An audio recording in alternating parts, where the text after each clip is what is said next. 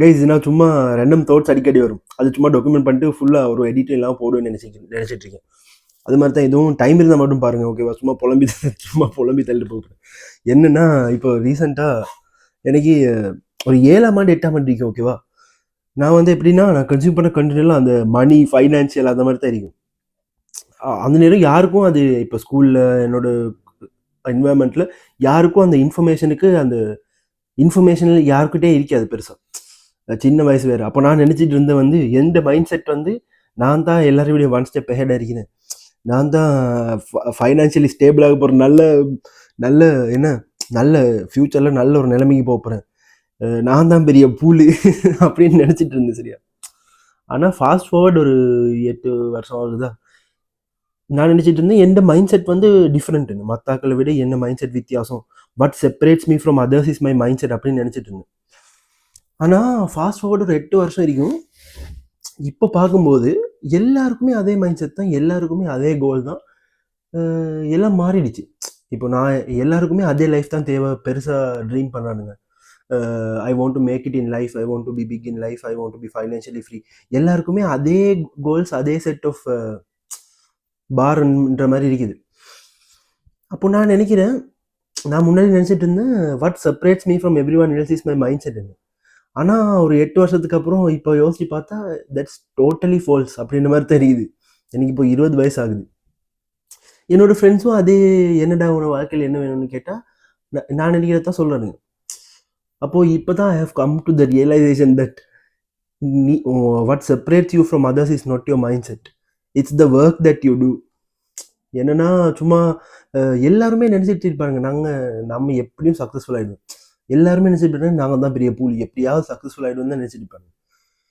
ஆனால் அப்படி நினைக்கிறவனுங்க எல்லாருமே சக்ஸஸ் ஆகிடுவானுங்கன்னா இல்லை.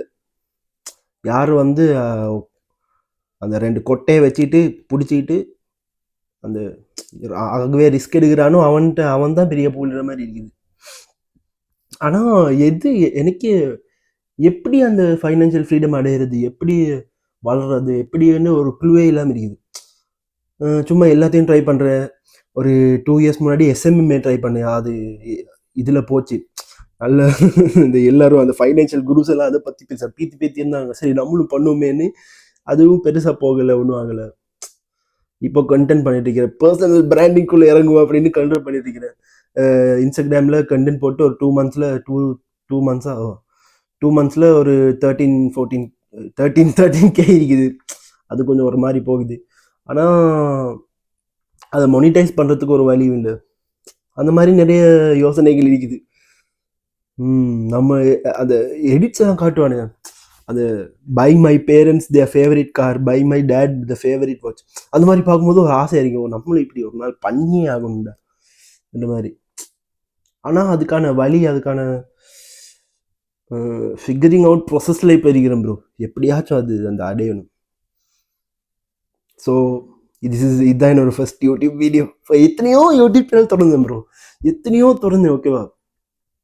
இப்படித்தான் ஒன்று திறப்பேன், ஒரு யூடியூப் சேனல் திறந்தா விளாக் போட்டேன், அதில் விளாக் எல்லாம் போட்டேன். அதில் தான் சில நேரம் இதை போடுவேன்னு நினைக்கிறேன், எதில் போடுவேன்னு தெரியாது. பார்ப்போம்.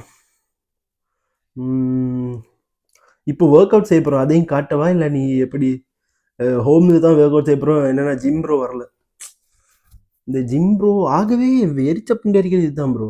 ஒருத்தனை டிபெண்ட் பண்ணியிருந்தா ரெண்டு நடக்கும், 2 வேலை. ஒன்றா ஜிம்முக்கு வந்தான்னா வேற லெவலில் இருக்கும் ஒர்க் அவுட். ஜிம்முக்கு வராமல் விட்டான்னா இப்போ அவன் வரல தானே, அவன் வந்து புசி அவுட் ஆகிட்டான். அப்போ அந்த வியாதி நம்மளை தொத்தும். அந்த மாதிரி இப்போ எனக்கும் போக தோணுதில்லை அவனால். தனியாக போனால் இப்போ சேர்ந்து போனால் அந்த கன்சிஸ்டன்சி மெயின்டைன் ஆகும். என்னென்னா அவன்கிட்ட நான் வரேன்னு சொன்னால் போகணும், அவன்கிட்ட சொன்னதால போகணும், இல்லைன்னா நான் புசி ஆகிடுவேன். அந்த மாதிரி ஒருத்தங்கிட்ட நம்ம வேர்டை கொடுத்தோன்னா அதை காப்பாற்றணும் மாதிரி, அதுக்காகவாவது போவேன். இப்போ இதை நான் பண்ணிட்டு இருக்கிறேன். சரி அவ்வளோதான், இதுதான் ஃபர்ஸ்ட் வீடியோ. இப்படி சும்மா என்னோட வீடியோ ஒரு நிமிஷமே இருக்காது சரியா, மண்டையில் பறந்து பேசுவேன் அவ்வளோதான்.